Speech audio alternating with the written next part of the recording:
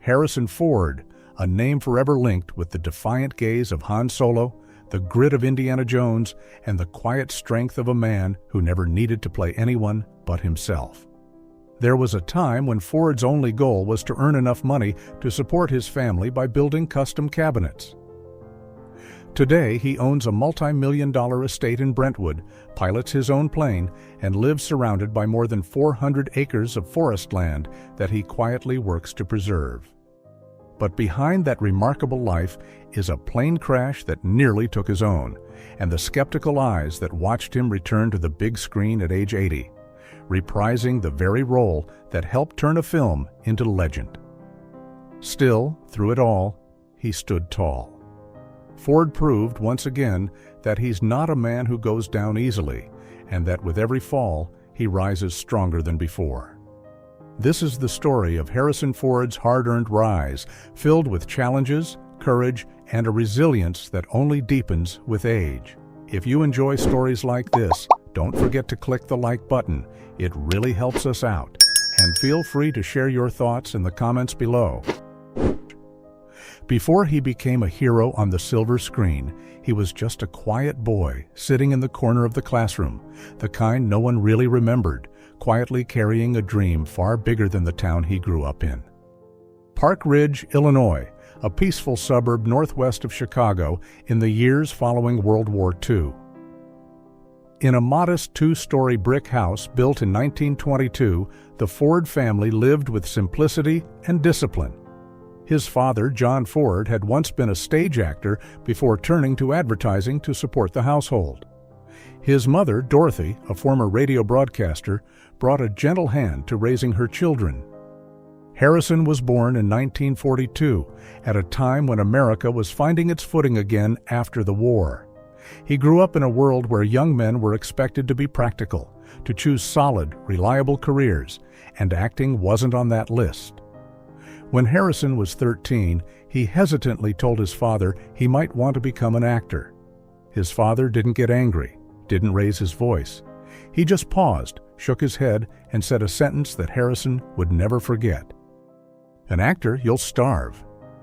It wasn't meant to be cruel. It was a father's way, shaped by an older time of expressing concern and love. But to a shy boy, it felt like a door quietly closing before it had a chance to open. Harrison attended Maine East High School. He wasn't popular. He wasn't a star athlete or a class leader. He often avoided eye contact, dreading the sound of his name being called, afraid his trembling voice would draw laughter. But in his senior year, something changed. He signed up to be an announcer for the school's internal radio station, WMTH. In that small, windowless booth, with no one watching and no one laughing, he found something new. Just a microphone and his own voice, for the first time, fully his. After high school, Ford studied philosophy at Ripon College in Wisconsin. He joined the Sigma Nu fraternity and took a few theater classes, not to become an actor, but simply to conquer his fear of speaking. Yet by his senior year, he found himself short on credits to graduate. There was no celebration, no diploma, just a quiet afternoon, watching his classmates pose in graduation robes while he packed up his books in a worn canvas bag. In that moment, every path seemed to close. But sometimes it's in stillness that something wakes up. The dream he had once set aside, the dream of acting, began to stir again. No mentor, no roadmap, just the memory of those days behind the radio mic and the feeling of being heard uninterrupted. In 1964, at the age of 22, Harrison Ford bought a one-way train ticket to Los Angeles. No contract, no connections, just a quiet determination to live, even once, in a role that was his own. And if it meant starving, as his father had warned, then at least he'd find out for himself. Hollywood in the late 1960s, a place where young men from across America came chasing dreams of stardom. Harrison Ford was one of them. But unlike most, he didn't come to get famous. He came to find out if he could simply make it. When Ford arrived in Los Angeles in 1964, he was 22 years old, with no college degree and no name anyone recognized. He joined Columbia Pictures' New Talent Program, a training ground for aspiring actors, earning $150 a week. In a city full of bright smiles and stage-ready charisma, Ford stood out for the opposite reasons: quiet, reserved, and almost completely out of sync with what people thought a Hollywood star should be. He landed a few tiny roles, each appearance lasting no more than 10 seconds. But he kept showing up.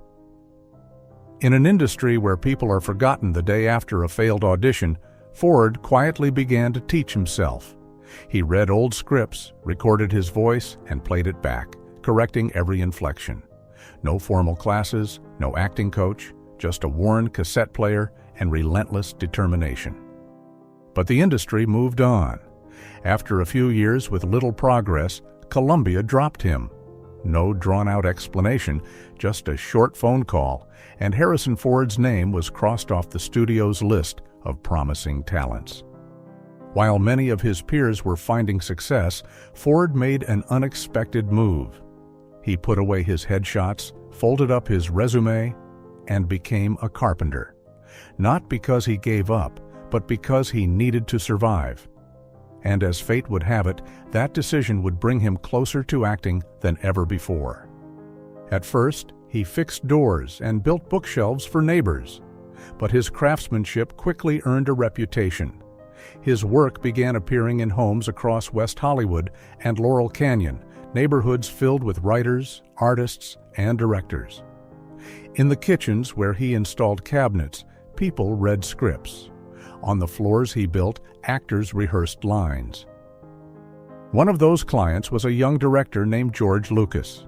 No one knows exactly how they met, only that sometime in the early 70s, Lucas hired Ford to do some carpentry work at his office.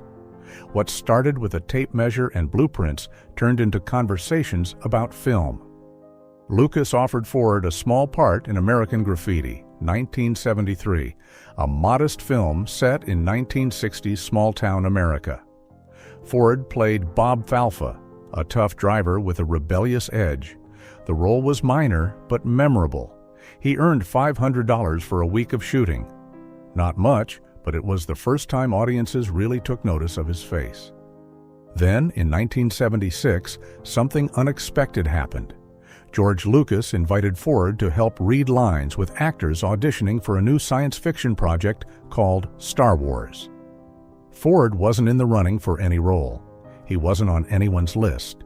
He was just there to read opposite the hopefuls. But then something happened.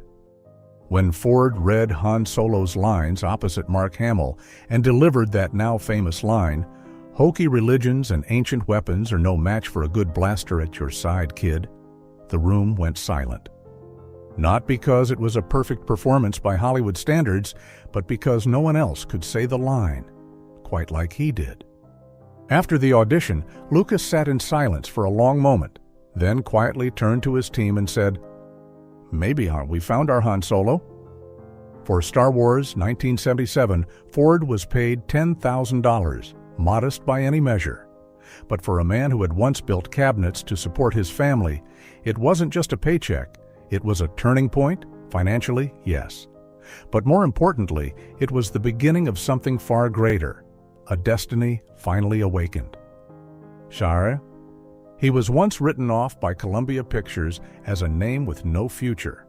But instead of giving up, Harrison Ford chose a different path, quiet, steady, and far from the spotlight of Hollywood.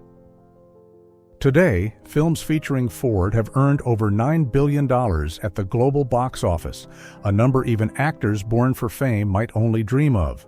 He made $10,000 for his first appearance as Han Solo, but by the time Indiana Jones and the Kingdom of the Crystal Skull, 2008, came around, that number had grown to $65 million, including both salary and profit participation. Ford's estimated net worth now sits around $300 million. But what sets him apart isn't just his wealth, it's the refined, understated lifestyle he's built, where every space he inhabits feels like an extension of the roles he's made iconic. A classic estate in Brentwood, a quiet retreat in the heart of Los Angeles. Tucked among towering trees and lush ferns in the exclusive Brentwood neighborhood, Ford's home is nothing like the flashy mansions often associated with Hollywood elites. Purchased in 2011 for roughly $12 million, the estate is a colonial revival-style residence with an elegant white facade, dark slate roof, and wide balconies that open to a serene backyard. Inside, the home is filled with natural light. White painted wood walls, rich dark floors, and carefully chosen furnishings, from a custom Italian sofa to a built-in bookcase where he still sits, reading old scripts. Downstairs, there's a soundproofed recording room where Ford has quietly preserved key monologues, not for work, but for the emotion they carried. Most mornings, you'll find him on the back porch, sipping coffee while his dog runs through the grass. A scene so peaceful, it's almost hard to believe this same man once swung from speeding trains in Indiana Jones. An 800-acre ranch in Wyoming, where the soul finds rest. But the place Ford truly finds balance is in Teton County, Wyoming, where he owns a sprawling 800-acre ranch. This isn't some Hollywood set with mock Western props. Half of the land has been donated to conservation efforts. The remaining half remains wild, untamed forests and a traditionally built timber lodge with wide windows looking out to the snow-capped Grand Tetons. A Steinway piano sits in the living room, a gift he received on his 60th birthday. He still plays soft jazz on it before bed.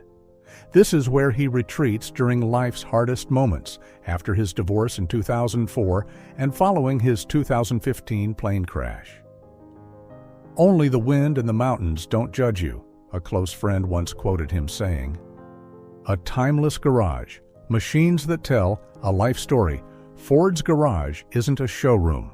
It's not flashy or guarded. It's filled with dusty, character-rich cars that reflect the man himself, calm, unpolished, and full of grit. He doesn't collect cars to show them off. He lives with them.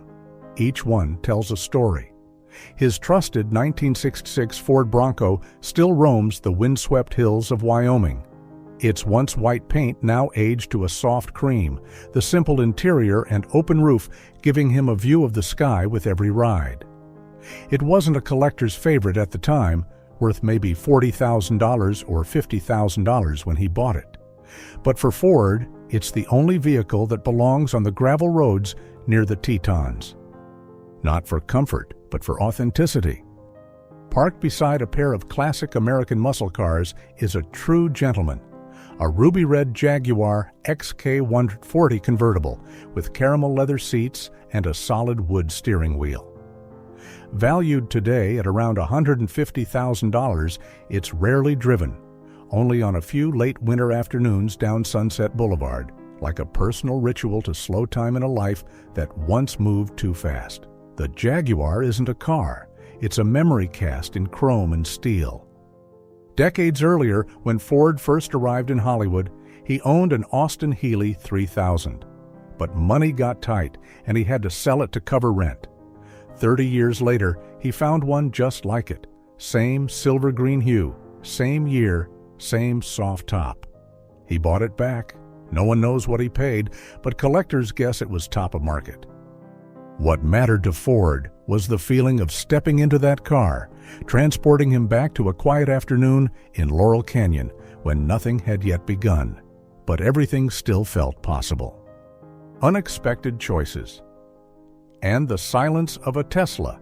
It's no surprise that Ford is a seasoned pilot, but what surprises many is that his go-to city car is a Tesla Model S, not for the tech, but for the silence. No modifications, no vanity plates, just a matte gray electric sedan worth around $100,000 with a few custom touches, quietly merging into Los Angeles traffic like any other car. Its driver a man whose face helped shape cinematic history. And that, in Ford's view, is exactly how it should be. Private planes. A lifelong connection to the sky. Few know that Ford has been a licensed pilot since 1996. He owns several aircraft, from a sleek Cessna 680 Sovereign to a vintage de Havilland Beaver DHC-2. The Cessna, a mid-sized business jet, is often used to shuttle between Wyoming and Los Angeles. Its cabin is quiet, the Italian leather seats comfortable, and the cockpit fitted to his personal preferences. Ford doesn't sit in the back. He often flies it himself, with the calm of a man who has faced an in-flight emergency and still kept his course steady. Flying isn't just a passion, it's a philosophy. To Ford, nothing compares to watching the sun rise at 10,000 feet in total silence. A life of quiet luxury. Simple on the surface, intricate in detail. Ford doesn't live like a celebrity. He rarely attends events. He doesn't flaunt his lifestyle. Yet behind this privacy lies a world of quiet, deeply personal luxuries. He once hired a Japanese artisan to redesign the rock garden at his Wyoming ranch, just so he could meditate there every morning. For over 20 years, he's rented the same suite at the Hotel Bel Air, staying there only once a year on his birthday, as an unchanging ritual. His private library holds a framed collection of original scripts signed by their directors. One of them, Witness 1985, the film that earned him his first Oscar nomination, sits beside a mahogany armchair where he now reads books with his grandchildren curled up beside him. Harrison Ford's life isn't defined by fame, fortune, or fast cars. It's shaped by silence, craftsmanship, and the quiet spaces in between, where stories are remembered, not told.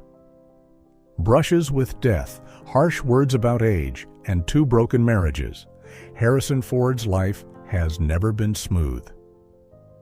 But it's how he moves forward that leaves people speechless. Plane crash, a brush with death, and a quiet return. In March 2015, Harrison Ford, then 72, was piloting a vintage World War II-era Ryan PT-22 Recruit from Santa Monica on a clear, calm afternoon. Flying had long been his escape, a way to steady himself amid the noise and pressure of fame. But just minutes after takeoff, the engine failed. Ford attempted an emergency landing on the Penmar Golf Course in Venice. The plane hit hard, the propeller snapped, the nose crumpled, and the fuselage was badly damaged. Rescue crews found him unconscious. He was later diagnosed with a broken pelvis, a fractured ankle, and minor back injuries. Miraculously, there was no brain trauma. The crash ignited immediate debate. Should a 72-year-old be flying a vintage aircraft?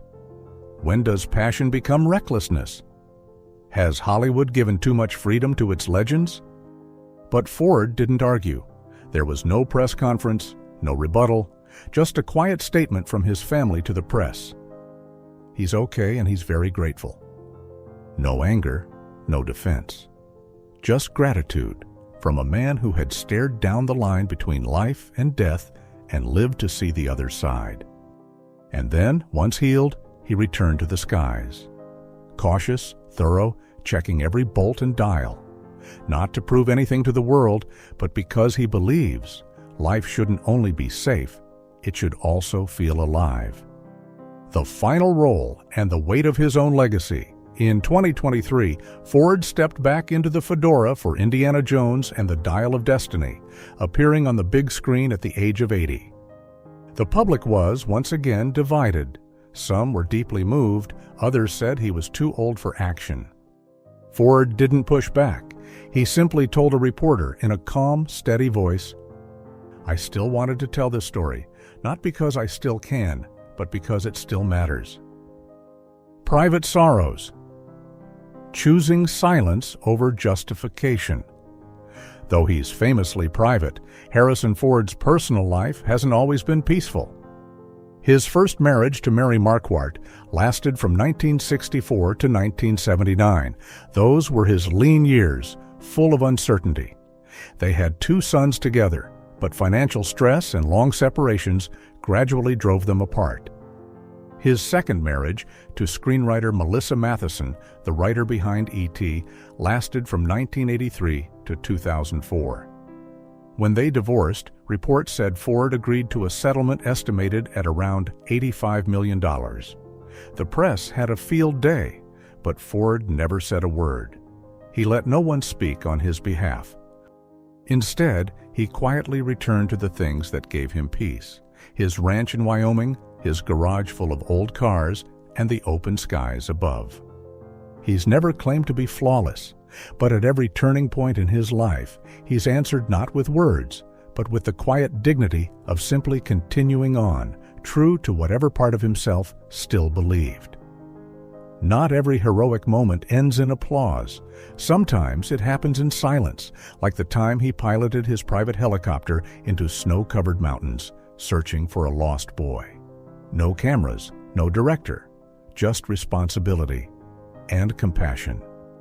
A legacy that needs no spotlight. Harrison Ford never set out to be a role model, but through the way he lives, quietly, steadily, with a deep sense of duty, he's become a source of inspiration in his own right. Not through speeches, but through action. Protecting nature. No speeches, just steady commitment. As a longtime member of Conservation International, Ford hasn't just lent his name to causes. He's given his time, his voice, and even part of his Wyoming ranch, dedicated to preserving natural habitats where wild birds and animals can live freely, far from the noise of the city. In a quiet interview, he once said, "I'm not doing anything extraordinary. I'm just doing what's right." A real-life rescuer. Without the cameras.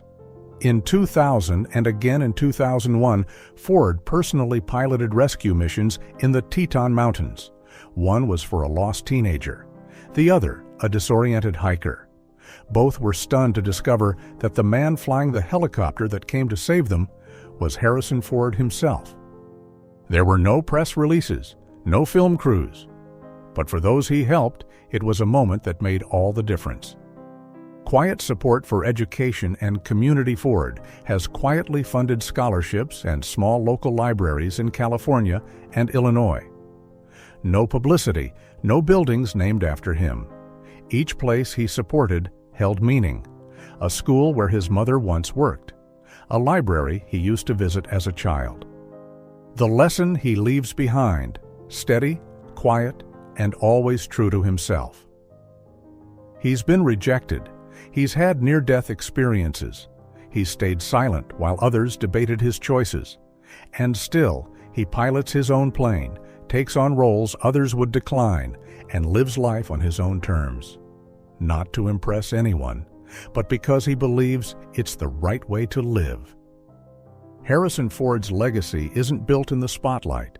It lives in every calm decision, every comeback after failure, and in the lives he's touched simply by continuing forward.